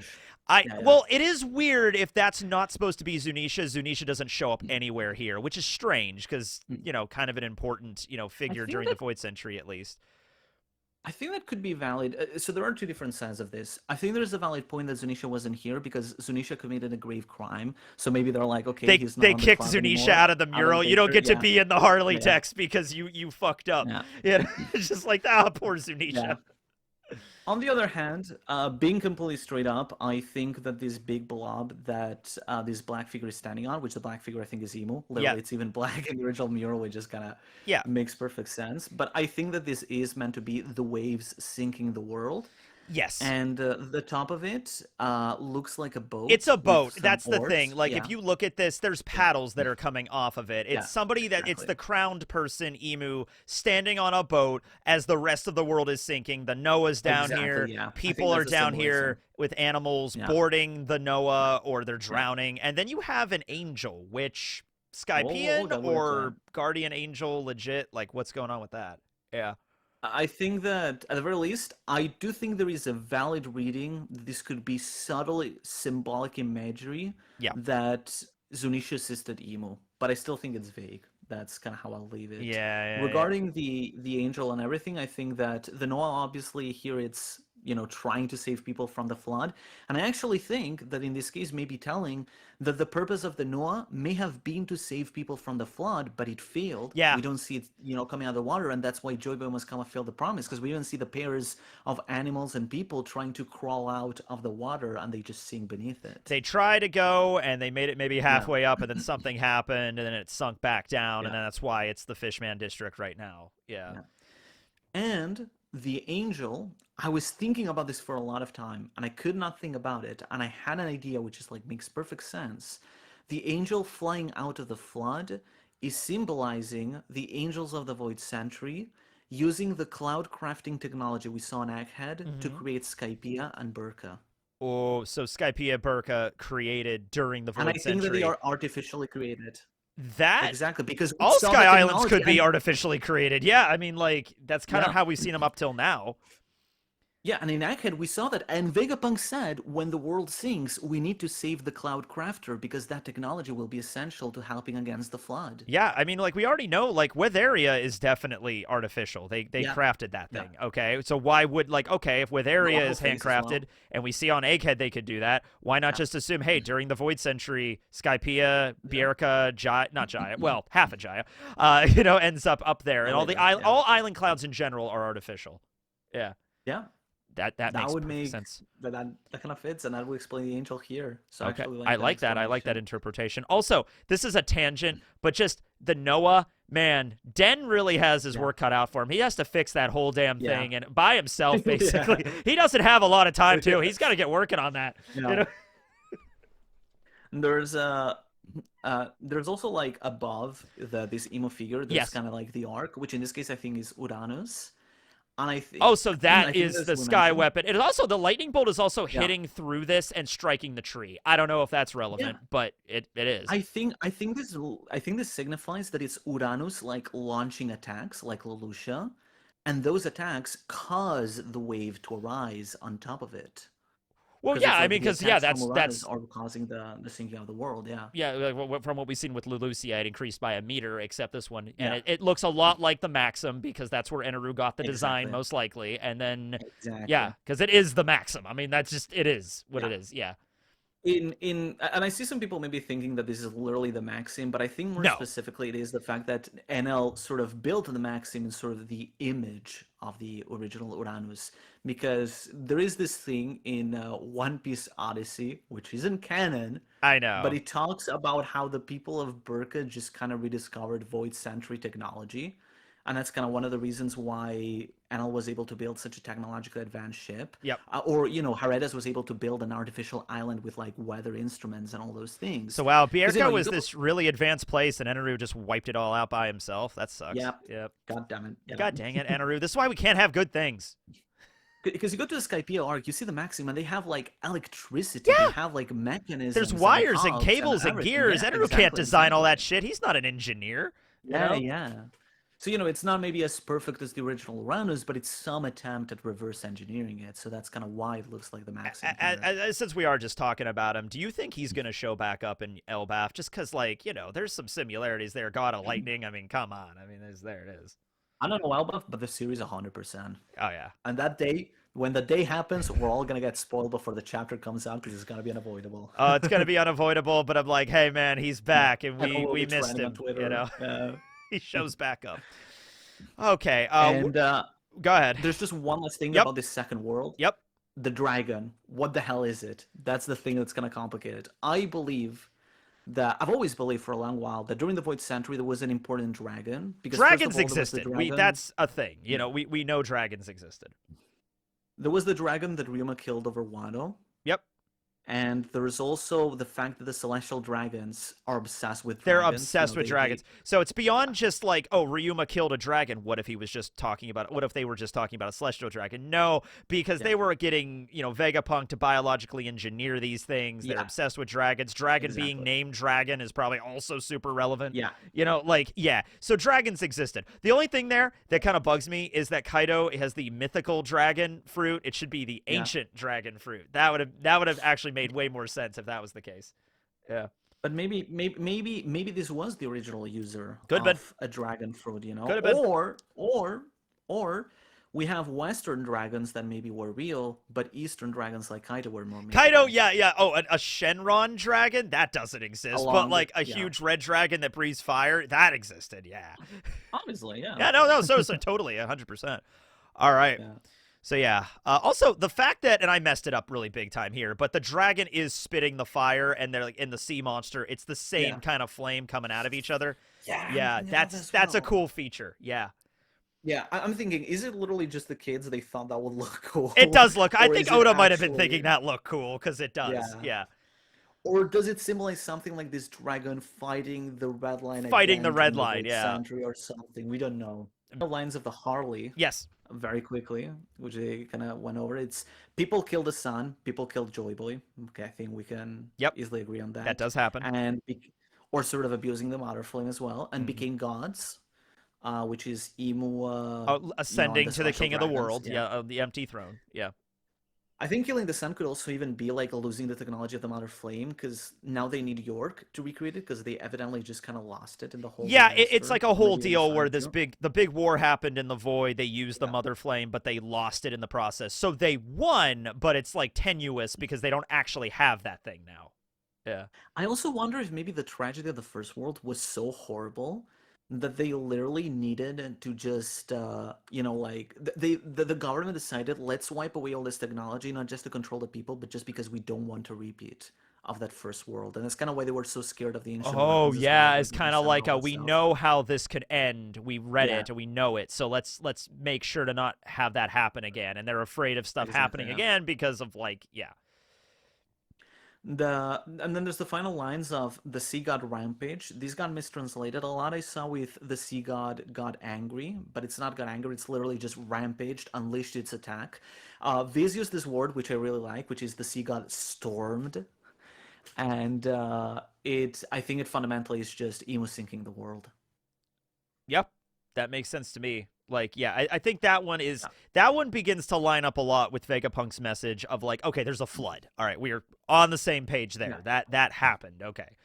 Yeah. But And that's the second world. Okay. yeah, that's the second world. It's not referring Oh. exclusively just to the void. It starts before that. But the Yeah. ending lines are a 1-to-1 pretty much with the void century. Yeah. Mm. So we Yeah. have the third world, which is like pretty Yeah. much I think people can tell that at least it's the left Yeah. half of this mural. Mm. Because you have stuff like this is all one big battle against this demon dude Yeah. over here. Like that's I've seen a what lot this of is. people think that this is the second world, and I think it's absolutely valid. It can be both. But It I can be think, both. yeah. But that's the thing. I think it could be both, and I think more than anything, it just makes sense. It's I would think. I think it would make sense that it's the third world, but seen from the perspective of someone from the Void Century, you can only speculate how that battle will go. This is literally just fan art of the final battle of One Piece by a fan who hasn't read it. Yeah, pretty much. I mean, this is clearly Luffy. We have Loki right here. We have Laboon Yeah. right here. We have a Lunarian. We have giants, Tontatas, minks. We have a mermaid princess with a trident. So that's the thing Yeah. that's the thing was I was like maybe this Shirahoshi isn't the power third up. world because Shirahoshi's not a fighter. I don't see Shirahoshi picking up a trident and going to Well, battle. well, Well, let- maybe let she that will. I pass. don't know. But Shirahoshi agenda. Let's go. Shirahoshi, she Well- comes out like dressed out like combat fatigues, and she's like ready to Yeah. go, father. She's like ready for battle. Look, I've said this before. There was one time, I think it was with King of Lightning, we did like a power tier list, like the usual one he does. And I put Shirahoshi in top 5 because her power is just that broken. I mean, yeah, she cries and like the world ends. Yeah, I'd the say whole that's world. pretty powerful. Exactly. Yeah, That's yeah. top 5. That's top 5. I'm just saying. Who do you think that Tontata warrior was? He must have been a badass dude. He's Leo's ancestor Yeah. or something. That guy, he could swing his tail and Exactly. crack mountains. I swear to God. It's interesting as well because the Tontata were enslaved at the start Yes, of the yes. Void Century. So I wonder if like some of them were like liberated and they tried to fight back, and then they did kind of like liberate themselves and all that stuff. But then kind of the war ended. It kind of went in chaos because like they lost all that info, and that's when King Rico appeared and just sort of pardoned them all and whatever. Since we're already talking about it before we get into the third world text, let's just look through this like stuff over here. So we Yeah. had the Tontata. There's also Yeah. you mentioned Loki, and I think that makes Yep. perfect sense because this is an ancient giant, but Loki has ancient giant blood through his father. Yeah. And he has a big makes like sense as a spear replacement. weapon. We know Loki has a hammer, but spear weapon, I'm not Yeah. sure. Yeah. It looks a bit like a needle or something, but yeah, it's probably some sort of spear here or something. Yes. But I like that in this image, it kind of looks like Loki is just trying to bonk Emo. It's just like Yeah, I'm just trying to hit you over the head really quick. Like which is like, hey, that's how you use a hammer, so we'll see. yeah. There's a fish here, and I'm like, it's just a Yeah. fish. People have said maybe the sea beasts or the sea kings or just or fishmen, because fishmen were referred to as like, but this is like before that, like the idea that they would have still been classified as fish, so maybe that's why they're Yeah. there. But like, I don't know, maybe just Oda wanted to draw a fish. I don't know. Yeah, pretty much what you said. I agree with that. Yep. We have the Kozukis, we have Samurai, and there was another Yeah. person on this ship. I messed it up. It's a shuriken. There's like this little Yeah. star thing. It's a shuriken if you Yeah. go look at the actual Yeah. mural. This is Yeah, clearly which a you know what that katana. means? Raizo, my goat, is gonna come back in Yes. the final war, or even no, wait, better. Tama is gonna fight Emo. I Yep. know it. I could Hey, trust her. Tama's already The cover strong story enough to. foreshadowed it Tama can exactly. take out Hold'em, so we Yeah, know that she's can fight in this final battle. But yeah, that was the samurai and the ninja. Then we yeah. have okay, there's one that kind of looks like a dude that has a ribbon around his back, if you've seen that guy. Hmm. And it's like, I think that's okay, a long arm it's a because that's the long arm long tribe member. arms Okay. wrapping Okay. around. Yeah, That makes sense too that they would be represented. There are some that just yeah. include, I think, just humans. There's the dude that There's has also yeah under the long arms. There's also a ship with people that kind of seem like they have long legs because they kind of wrap around as they're sitting. Oh, So I think okay. those are also the long leg tribe. And there's the one, and there's the two next to them, which are the ones that kind of perplex me, because there's one that kind of seems to have like some sort of bow, but it could also just be like another oar or something like that. I was thinking maybe the bow could be a Kuja, but it's kind of hard to say. Kind of seems to have like a sash and something across the head, but it's too hard to say. Yeah, And then the other one has like three things coming off of the head, and again, I'm just not sure. yeah, it looked like a sunflower or like lion mane Yeah, kind of situation. Now, when you bring up the Kuja, you see this boat right here, and everybody yeah, was like, "It's the Kuja," and I'm like, "Well, the Kuja Jolly Roger is similar to that, but like also the Alabasta symbol is like yeah, almost a dead-on thing." And then there's a yeah, woman that's here, so Lily. I'm yeah. like, I assume that. Yeah, that was also what I thought. I think this could be Lily, and maybe the Kuja could be lower. I think the Kuja have to be in this in some way or another, but Really? still, See, I like, I feel like the Kujin might not be on this, and that's okay. Or it just might be like a generic representation of like humanity, along with all the other races, fighting together. I still think like it. Like I feel like at this point, Oda is going for 100%, practically like all races. So I Yep. feel like the Kuja kind of had to be there as well. And the Kuja as well, they have had this isolationist policy for hundreds of years Hmm. of not letting humans inside, and I feel that was also them just kind of closing up after the Void Center, like all the others. Yep. Kind of like But Wano. like, Yeah. yeah. But again, it could be just one of those races down there. The one with the three things on the head is just the one that just stumps me because it's like, oh, no. Yeah, I have no idea. I have no reference what that is. It's also the only boat that has two sails on it. I don't know if that's indicative of anything, but it is the case. Then That's there's a the good boat that point. is a black boat. The Kozuki's is shaded in a little bit, but that one at the bottom is shaded in like Yeah. all the way, just like all the other, like the monsters pretty much. And it's like, oh, Yeah, that's the one with what's the up? long legs, it Yeah, that's the one with the seems. long legs. Could be that. Yeah. Yeah. I And then wonder we if just that's one have of those is just a giant running. I don't know, a bear yeah. mink maybe. I drew him more like a mouse here, Yeah. but yeah. So there's kind of like two minks, but what people are Yeah. suggesting, and I'm getting convinced if you want to say it, because Yamatos. I'm sure you have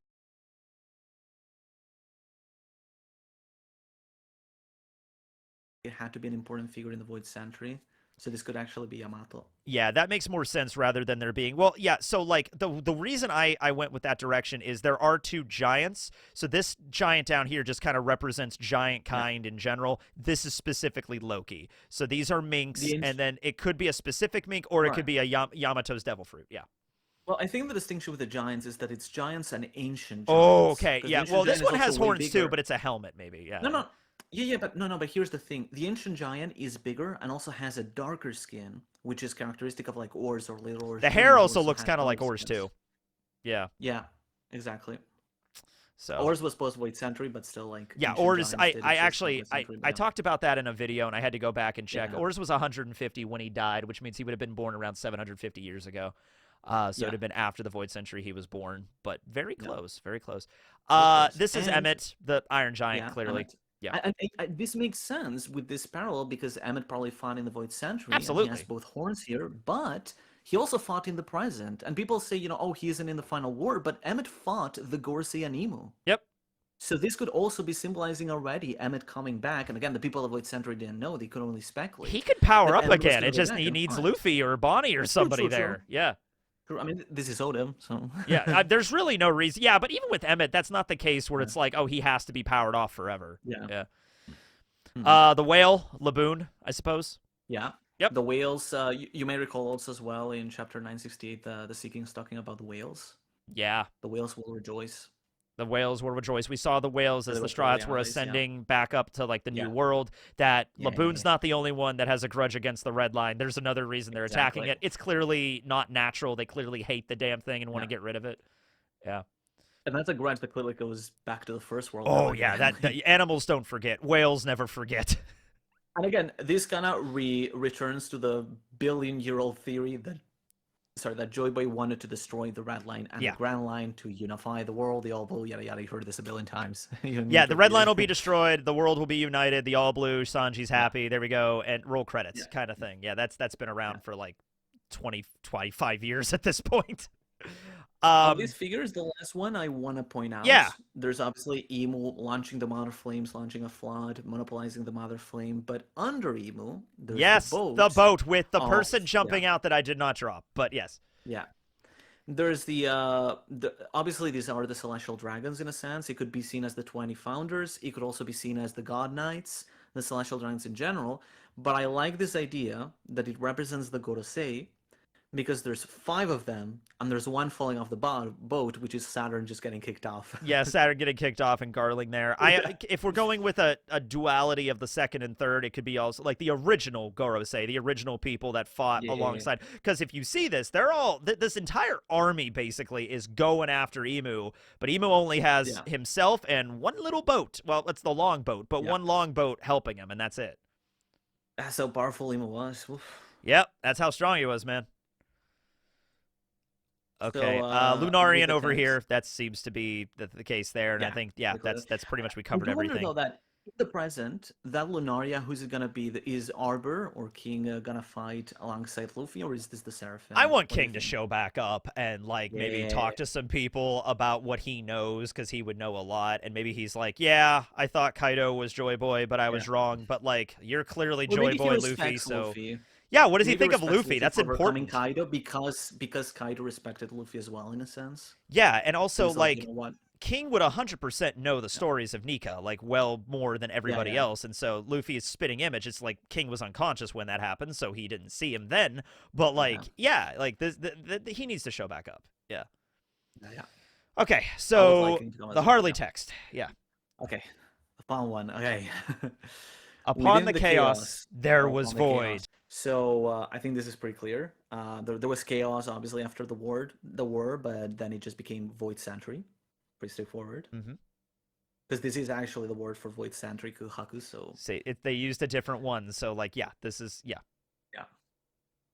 Then there's this word which could be, it can be the inconvenient shadows or the inconvenienced shadows. But I think in this case, I was thinking about this more a bit after time, and I think maybe like the inconvenient shadows makes more sense, because I think it's less inconvenienced about themselves, but probably inconvenient for others. Another great translation that I thought of this, which I kind of wanted to modify later, was the meddlesome lingering shadows, because Emu kind of referred to the people that remained behind. It's like, oh, those meddlesome, annoying, bastards. So that's the word of he used. It wasn't like it just kind of like, you meddling kids messed this all up or something like that. These damn kids, get off my lawn. That's so funny if Emu just talks like an old grandpa. I mean, Emu's like 800 years old. Yeah, exactly. He's like the ultimate grandpa. Could Emu have children? This is you're literally formulating the SBS question. Yeah. Does Emu have a dick, Oda? Just tell us. Yeah. Okay. It fell off 500 years ago. I'm like, does the devil get action, or is he? Yeah, I mean, like, Emu's the king of the world, so there's no issue there. It's just, is he able to, Here's the thing. I feel like Emu would be the one just wouldn't even risk having a successor, because he wants to monopolize the power. It kind of reminds me of, I don't know if you've read Tower of God, but even King Jahad refused, who's also like an immortal king, refused to have children. Because it's like, it just wouldn't risk the throne. That's actually the smartest way to do it, because if you have children, if you're immortal, that's gonna cause problems later down the line. Yeah, exactly. Yeah. Okay, so the Day of Promise. The Day of Promise has been mentioned a lot of times. Yep. You probably remember it in Fishman Island with the Noah, the Day of Promise. And in this case, I think that the metal summoning green shadows are just the people who were left behind. We even have this concept of sort of shadows with the nine red scabbards being the shadows of Odin, which kind of represent like inheriting his will, the nine shadows and everything. Mm-hmm. So I think it's just a concept for people left behind inheriting will. So in that case, just And referring to like, because the D clan is like that's all it is yeah, like inherited will. Yeah. but also like the allies that were left behind, and just all Oh those yeah, kind of just the like people yeah. that didn't make it out of the And then they will listen to the voices of the half-broken moon. The half-broken moon here could also more literally, I wanted to keep it literally, but like you could also sort of word it as the crescent moon, which is the symbol of the Koski clan. So this is reading the poneglyphs, yeah fundamentally, I feel. yeah. Also, it's weird. There's not a single poneglyph on this thing. Yeah, You think there'd be a cube that would have been nice, somewhere. Ryan. That's all. Yeah. Yeah, that's a good point. And then maybe they were being made at this time or something, That is but true. They were yeah. being constructed. This was drawn during the void, so it's possible that they didn't show up in the text. Yeah. And then obviously the sun god dances, he laughs, chapter 1044. Mm-hmm. Yep. There you go. Chapter 1044. Yeah. Luffy's God. There you go. Yeah, he leads towards world's end. I love this line because it's ambiguous, both in Japanese and how I try to Yeah. translate here. And it's great because it's Um, also a Pirates of the Caribbean movie. World's End. yeah, true. Yeah. It's yeah, he brings people to the cinema. He brings people to see Johnny Depp. Yeah, it's because this is ambiguous because you can either read it as like, oh, Nika's gonna cause the end of the world, or he's leading the world in the face of its end. And it's like it ties again with that idea that they don't know, especially after reading the Harley, if Nika is someone who's going to bring destruction or if someone is going to bring salvation, because it is worded ambiguously I've here. And I like interpreted that. this as kind of like the world's gonna end no matter what.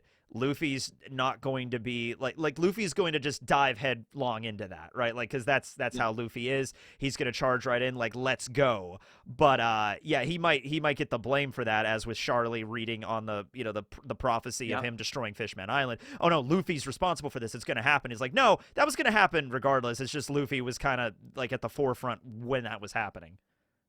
Yeah, I mean, I think we can mostly agree that Luffy's gonna save the world. I mean, this is Yeah, One yeah. Piece's The showing us manga's that. not gonna end with Luffy killing everybody, Yeah. and he's just there like, "What did I do? Oh no! Yeah. Everyone's Attack dead." of One Piece. Then Luffy dies too, and then there, roll credits, end of the story. You know. One Piece by Hajime Sayama. Yeah.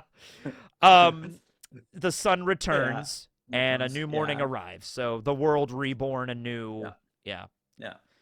Yeah. It's interesting here. Some people ask me whether the word is morning or dawn. It's morning, but I think it's also just sort of being a bit more ambiguous as he does with a lot of words here. Yeah. It's one of those things too. You could be Um, synonymous with like yeah, the morning is the dawn. It's 100%. just yeah, It it's is the just dawn. Yeah. But it's just it's like using half broken moon instead of Koski. It's just Oda wants to leave some crumbs for us to decipher. That's basically how he wrote this. That's that whole thing. Oda must have been drawing this with a big smirk on his face, man. He's Yeah, just it's like, like oh, I can't wait to see yeah, how like there's gonna be 500 interpretations of this, but only one is right. yeah. You know. So when they say those men will surely meet again, Yeah. all right. So the first thing I think of obviously is the apology letter between Joy Boy and Poseidon, but like now we're introducing these three worlds and all these extra characters involved here. Like, who are the people that are going to meet again? Just like all of humanity, every race coming together, kind of thing. Okay, so like this is like Omega nuance. This is probably the hardest thing to kind I of felt like it. explain. Yeah.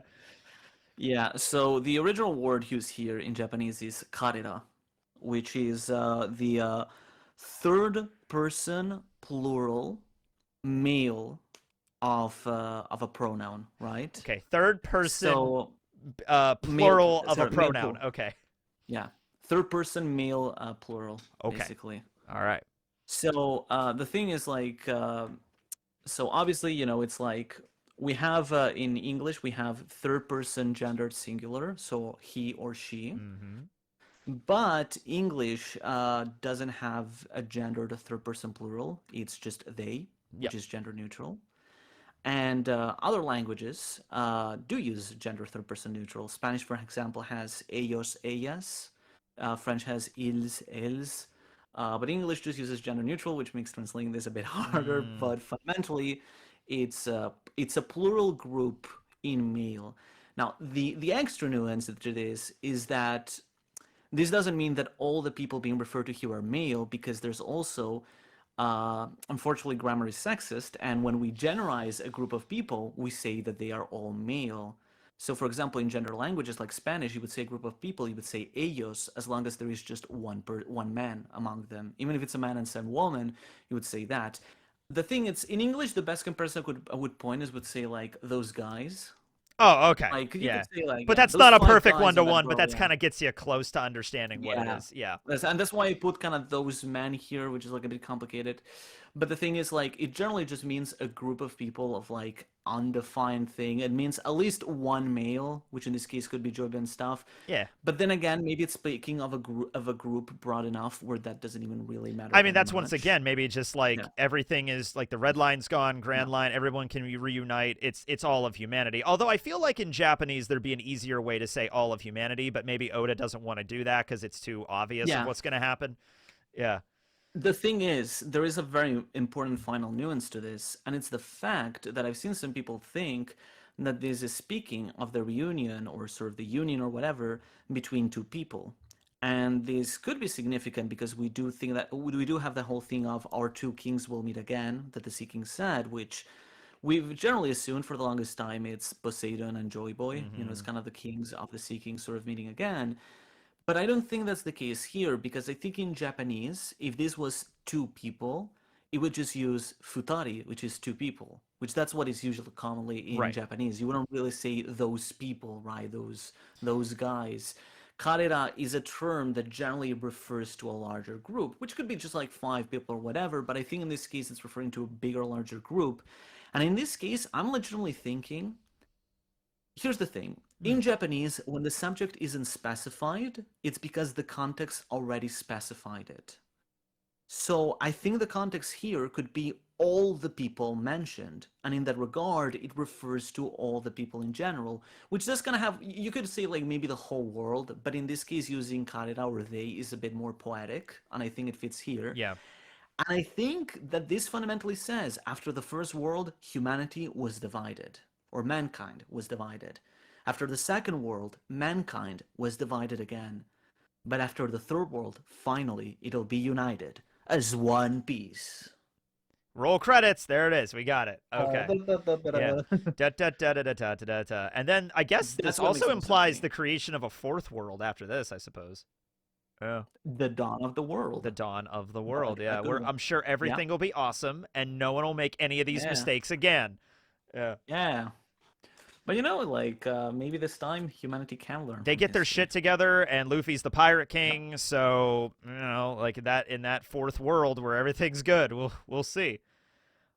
I mean, I Um think like it ties to the larger themes of One Piece about how, educating future generations and helping humanity grow and learn from itself, As bleak as sometimes it can seem that humanity can repeat its same problems, then maybe humanity can you legitimately know, learn and go towards a better I, future. I don't know. I mean, this is going to sound like why I'm bringing this up, but there is a comparison I think that should be made here. I don't know what your Yeah, opinions on King Harald are as of now, but I'm thinking like, yeah, okay, clearly was a dude that was interested in moving Elbaph away from the warrior culture and more about education. He kind of like, allowed yeah. Saul to set up the Walrus School, and they got the owl library was there before that, but you know what I mean.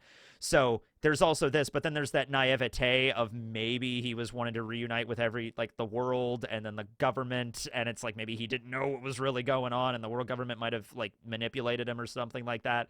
Um, yeah. I've seen. There's a little bit of like Yeah. naivete there that Yeah. maybe like they don't have in this next world coming up. I feel like I've seen like I mean I do think that there could be some point to be argued that maybe Harold that there was some naivety, maybe even the possibility that some people have speculated that Harold is evil and was just That's the sending other out way to selling take out it. the Like he was people just of evil the whole time. Elbaph That and stuff like picture that. looked evil as shit. Yeah, I'm just saying. Yeah.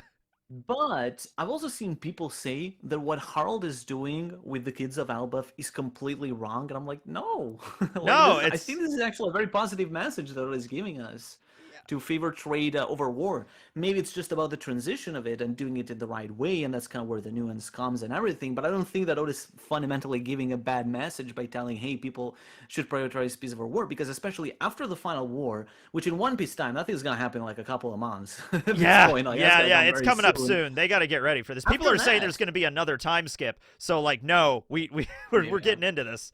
You know. Yeah, but like giants age over decades. By that point, when these giant kids are gonna be big, they're gonna be born into a world of peace. Yeah, that's the whole idea. And like, Ripley is probably roughly around the same age as like Dorian Broggy, maybe a little bit younger, and she's like one of the last, generation. She's moving on to be like a biology teacher and stuff like that. So it's Yeah. Dorian and Broggy are kind of separate because they've been brawling on an island the last 100 years, so they're a little bit out of the loop. But like, yeah. Yeah, she got married off to Gabba and Shiki. Do you think it's Gaban or Shiki? Let me know. It's probably Gaban. Yeah, I'm thinking that too. But no, I'm going Shiki. I'm going all in on Shiki. Yeah. I feel like I am so vehemently against the idea of Shiki that I want to say like we can't be friends anymore, man. I gotta end this right now. Shiki needs to be in the story. No, but like the thing is, like, if it's Shiki, I'm gonna like do something stupid as a punishment, but I couldn't come up with a good idea, so I was like, okay, whatever. I'm like willing to bet against. Are you against chili peppers? Maybe just take a bite out of a habanero or something. I don't know. Yeah. Nah, I'm just doubling down on the Shiki thing just because I watched Strong World recently, and all the animals in Elbaph are reminiscent of Strong World, so it's got to be on Oda's mind a little bit. And I'm like, yeah, let's have Shiki. Yeah. It turns out, no, it's Gaban, but then he rips off his mask, and it was actually Shiki the whole time. Yeah. I like the idea, like, because we saw that silhouette in a cover story, right? Yes, it was. Which Gaban isn't. 6. And it's like, what if he just takes off like the hat and it's just like a wig? Yeah, I love that. Or maybe it was just like dyeing his hair or something. Hey, you might actually know this because I've gotten conflicted things. When they do the digitally colored manga, I assume Oda's not like sitting there supervising every single color they draw, because like that character has a kimono very similar to Shiki in that one cover story, and the hair is blonde, but the hair could be just white or gray, could be that too, I think that from what I understand, like stuff like the colors of some buildings or like background characters, obviously Oda's not gonna obsess over. But any main character or something like that, they do get the input from Oda. But it's not so much that Oda kind of reviews it, but it's just more like info that Oda already has with his editors, and it's just given directly to the team. That makes sense. There are exceptions, like Prince Grus and Kujaku having like the wrong hair originally. But generally, it's been very accurate, and there's been also other cases of characters having like their color designs before like the anime or anything else showed up, and then that's kind of the canon design, right? Like Girth appeared, Girth already kind of, but like the she was in the anime, but or Goldberg and Road, for example, and their color schemes and stuff like that. It makes sense for Kujaku and Grus, because when they showed up in Beiji's cover story, at first it's easy to just interpret them as just random Marines that were there, but it's they were more important than that. And maybe they were, and then Oda was like, you know what, I could put this in this. Yeah, you can make that something out of that. But like with that cover page with Crocus and that mysterious individual, it's like I could see them going to Oda. They're like, who? Okay, what are we doing with this? Like what are we doing? Obviously, I know. Yeah. But okay, we are about hour and a half. That is about where I wanted to have it today. Just because we could obviously talk about this for hours, given everything. And don't worry, we will. Like that'll be will be One Piece. As I said before, get used to seeing this mural and every little character and everything that happens in it. Oh, it's good to be a One Piece fan right now, man. Yeah, I'm sorry for yapping so much today. No, it was just dude, I just want to. Literally why we're here is to yap and talk about this story. Thank you. Yeah. It's man, it's just like I could say like a lot of different things, but I think like legitimately there are no words that can describe the majesty of these feelings I've been feeling these past few days. What part of this mural are you the most interested to have expanded upon and explained? The first world. 100%. The first world to this part, like okay, gotcha, yeah. Because that's the part we know least about, granted. Yeah. Like the Void Sentry is something that, I think we can assume that we are going to get that flashback. We already got a snippet of it with Emmett and Joy Boy, and it would be really nice to just know more about the Void Century. But like at this point, like man, knowing more about the First World and like getting like a full First World flashback as well. Oh my god, I've been here. Dude, you know what? I just realized what Oda did. We're probably gonna get that Void Century flashback pretty quickly, but now it's like, oh, we got the Void Century flashback. Yeah, guess what? There's another flashback before that flashback though. So we have multiple past flashbacks now, not just the Void Century. Oda, you clever bastard. I was kind of mentioning this like a couple weeks ago when the Harley was first mentioned. It's like, man, like Void Century was so good that Oda made Void Century 2. Void Century Part 2, Before the Void. Yeah, the prequel. Before the Void. Yeah, I love that title. You just keep going back, and eventually you get to, you know, the 1980s in our world or whatever. You know, Back to the Future is canon in One Piece. It's just like, there it is. Exactly. Oh my god. And I mean, if the original Nika, like I said, you know, was sort of like a cartoon comic book character, then literally like One Piece itself is canon in One Piece. There was like an Oda in the First World that drew that story. I love how in the SBS Oda revealed that like Pokemon or a parallel to that does exist in the One Piece world. So it's like, okay, dude, yeah. Okay. I can explain. The people of the Void Century found this ancient Pokemon cartridge, and from it they tried replicating this fictional story. Yeah, the games didn't work anymore. They just had the fossilized cards, and they just had some games, and they just had to go off of that. They found a fossilized Game Boy. That Game Boy is tough as shit. That still worked like 500 years later. Exactly, you know, like, yeah. Yeah, the same thing with like Doraemon or Sazai-san. Yeah, Doraemon. Sometimes I feel like Oda's he's just having fun. He's just messing around with things that he enjoyed as a kid growing up, like Vicky the Viking, obviously. But other times, maybe it's actually relevant. Who knows? Yeah, but now there's like actually like a canon reason for it. Yeah, I love that. But you know, like, what if like Dressrosa kind of rediscovered, you know, like Gaudi's modernist architecture, you know? Yep. There you go. Well, they have to rebuild Dressrosa from the ground up. They got to seal in all of those bird cage holes in the ground. I mean, they got to really rework that place. So they can work on some new architecture for sure. Yeah. I mean, pre-Void Century, Dressrosa actually had different architecture because we do see this in like a panel of the flashback. It's fascinating to me with Dressrosa is that just it's surrounded by giant boulders. Like that's the outside of the island. Yes. That's such a crazy way to design that. And I'm like, Yeah. Like, I feel like someone must have done that. Yeah. The thing I was thinking as well, it could be protection against the flood, but if the two docks at the bottom are open, that makes no sense. It makes no sense. Well, they could have done that to protect against the flood, and then after the flood, maybe they decided, well, we still need ways to, we need to open up trade other than like Wano. Or maybe they're like, or maybe they're like, well, the docks could be easily plugged in some way. At least it's just kind of. It's just crazy looking at that from outside. Like it looks like a fortress, basically, is what it is. Exactly. Yeah. All right, well, we're getting on tangents. Yeah, I get it, Joe. But thank you again for stopping by, Artur. Anytime, it's always a joy to talk to you. Thank you for bringing me. Of course, so much. Like, of course. This is the one. I already like love talking about One Piece so much. It's something I could do infinitely, but this chapter specifically, oh my god, dude. When I did the review, I did the review and I was talking about how I need to talk to Artur about all this, and then immediately I stopped the review, go to edit, and you already sent me a text, and I'm just like, yep, okay, there it is, yep, okay, we're doing this. Just like, yep. 100%. I was like, oh, you gotta talk with him about this. Oh my god, dude. But also, let me know if you're going to be in Japan in like April and stuff. We could figure something out there. Absolutely. I'd love to. That's probably when I'm going in April. So 100%. Awesome. Make it happen. Finally. Yeah. All right. It's time to. I have to finally make the pilgrimage. It's time. Yeah. All right. Thank you, everybody. Teching and Artur signing out. Artur, promote all of your stuff wherever you want people to go. Library of Ohara. I'll have a link stuff down below. If you somehow haven't had enough of me yapping for this past couple of hours, I do have another hour-long video that we put up this week about the Harley. Otherwise, you can always just find me in the usual places, Artur, the Library of Ohara. So thank you so much for having me here again. All right. Later, everybody.